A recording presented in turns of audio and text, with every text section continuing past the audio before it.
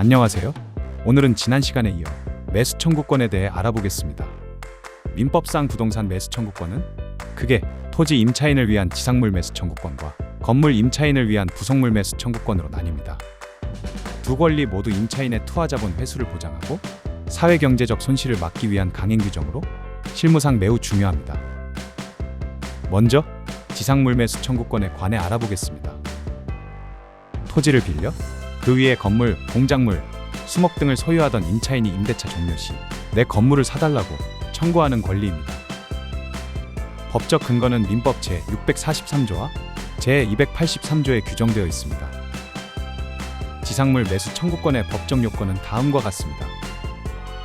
먼저 건물, 공작물, 수목 등의 소유를 목적으로 한 토지 임대차일 것, 그리고 임대차 기간이 만료되고 지상물이 현존할 것, 마지막으로 임차인이 계약 갱신을 청구했으나 임대인이 이를 거절했을 것.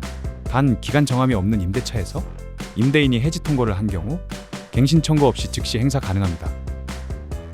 법적 효과는 형성권이므로 임차인의 의사표시만으로 시가에 의한 매매 계약이 성립된 것으로 봅니다.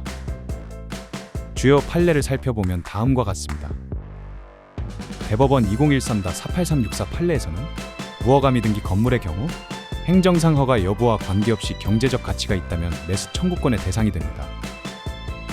대법원 2003-7685 판례에서는 차임 연체, 즉 채무불이행의 경우 임차인의 채무불이행, 차임 연체 등으로 계약이 해지된 경우에는 매수 청구권을 행사할 수 없습니다. 대법원 2013-4377 판례에서는 포기 특약의 유효성에 관해 말하고 있습니다. 임차인에게 불리한 약정은 효력이 없으므로 계약 종료 시 지상물을 철거한다는 특약은 원칙적으로 무효입니다. 다만 임대료를 시세보다 파격적으로 저렴하게 해주는 등 임차인에게 불리하지 않은 특별한 사정이 입증되면 유효할 수 있습니다. 대법원 2001-42080 판례에서는 경제적 가치에 대해 말하고 있습니다. 임대인에게 소용이 없는 건물이거나 경제적 가치가 적더라도 매수 청구권 행사는 가능합니다. 이제 건물 임대차에서의 부속물 매수 청구권에 대해 알아보겠습니다. 건물을 빌려 쓰던 임차인이 건물 사용의 편익을 위해 설치한 물건, 즉 부속물을 임대인에게 사달라 청구하는 권리입니다. 부속물 매수 청구권의 법적 근거는 민법 제646조입니다. 법적 요건을 살펴보면 다음과 같습니다. 건물 기타 공작물의 임대차일 것이며 임대인의 동의를 얻어 부속시켰거나 임대인으로부터 매수한 물건일 것, 그리고 건물의 구성 부분이 아닌 독립성을 가질 것을 요건으로 합니다. 단, 벽체, 천장 등 건물 일부가 되면 유익비 상환 청구권의 문제로 넘어갑니다. 부속물이란 건물의 사용에 객관적인 편익을 가져오는 물건이어야 합니다. 예를 들면 유리 출입문, 세시 등입니다. 오로지 임차인의 특수 목적을 위한 것은 대상이 아닙니다. 부속물 매수 청구권의 행사 시기와 방법에 대해 말씀드리겠습니다. 먼저 행사 시기입니다. 원칙은 임대차 계약이 종료된 후에 행사할 수 있습니다. 별도의 제척기간, 즉 권리 행사 제한 기간은 없습니다. 따라서 임대차가 종료되어 건물을 비워주고 나간 이후에도 매수 청구권을 포기하지 않았다면 행사할 수 있습니다. 단, 차임 연체 등 임차인의 귀책 사유로 계약이 해지된 경우에는 행사할 수 없습니다. 부속물 매수 청구권의 행사 방법에 대해 알아보겠습니다. 특별한 형식이 필요 없습니다. 내용 증명 등이나 구두로 모두 가능합니다. 건물 명도 소송 중에도 부속물 값을 달라고 주장하며 행사할 수도 있으며 소장 부본이 송달된 때의 의사표시가 도달한 것으로 봅니다. 부속물 매수 청구권은 형성권으로 임차인이 이 부속물을 사달라고 의사표시를 하는 순간 임대인의 동의 여부와 상관없이 곧바로 매매계약이 성립합니다. 행사 후 효과에 대해 알아보겠습니다. 동시이행항변권이 성립합니다. 매수 청구권을 행사하면 부속물 매매 대금을 받을 때까지 건물의 인도를 거절할 수 있는 권리가 생깁니다. 유치권은 성립 불가합니다.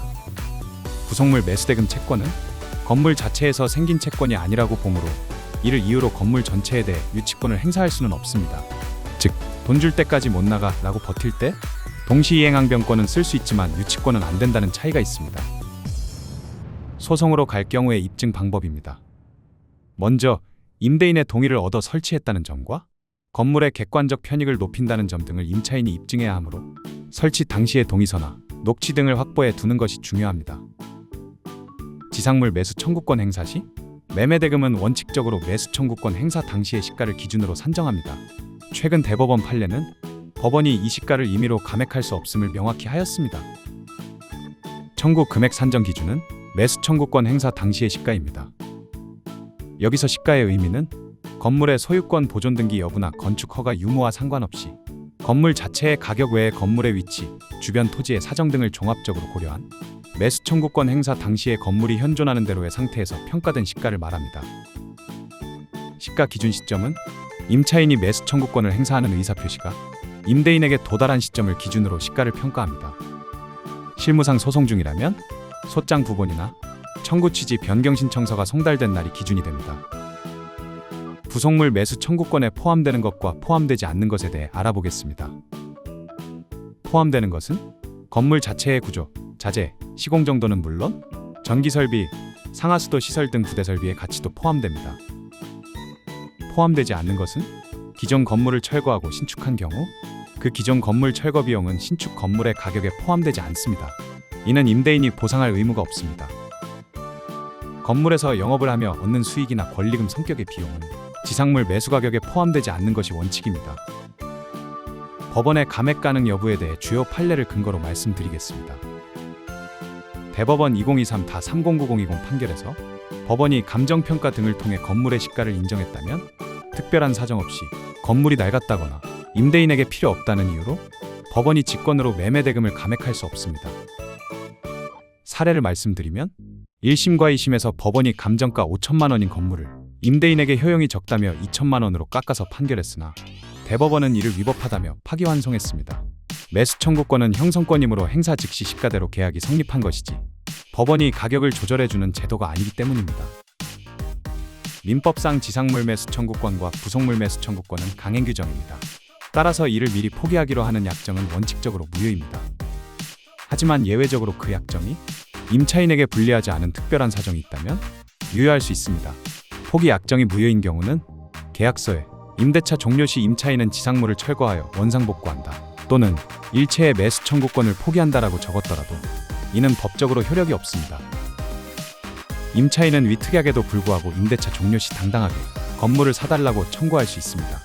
임대인이 계약서에 철거한다고 썼지 않느냐고 해도 소용없습니다. 포기 약정이 유효한 경우입니다. 판례는 포기 약정이 실질적으로 임차인에게 불리하지 않다고 인정되는 경우에 한해 유효성을 인정합니다. 임대료가 매우 저렴한 경우입니다. 토지 임대료를 시세보다 파격적으로 낮게 책정하여 임차인이 그 차액만큼 건물의 건축 비용을 충분히 회수했다고 볼 수 있는 경우입니다. 장기 임대차의 경우입니다. 임대 기간을 장기간, 예를 들어 20년 이상 보장해주어 임차인이 건물을 충분히 활용하고 수익을 올린 경우입니다. 건물이 임대인에게 전혀 필요 없는 특수 목적용 건물이거나 쉽게 분리 철거할 수 있는 가설 건축물 중 컨테이너 등인 경우입니다.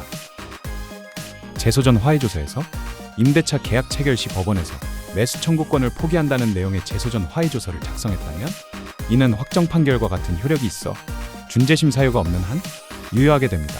이는 실무상 임대인들이 가장 많이 쓰는 방어 수단입니다. 주요 판례를 살펴보겠습니다. 유효 인정 사례로는 대법원 2013-4377 판례에서 임차인이 건물을 신축하되 임대차 기간 동안 저렴한 차임으로 사용하고 건물 소유권을 처음부터 임대인 명의로 등기해주기로 한 약정 등은 임차인에게 실질적으로 불리하지 않다고 보아 유효하다고 판단했습니다. 무효 확인 사례로는 통상적인 임대차 계약에서 단순히 원상복구 의무 조항만 넣은 경우 이는 매수 청구권 포기 특약으로 해석되더라도 강행 규정 위반으로 무효가 됩니다. 이상 매수 청구권에 관한 법적 내용과 판례들을 알아보았습니다. 시청해주셔서 감사합니다.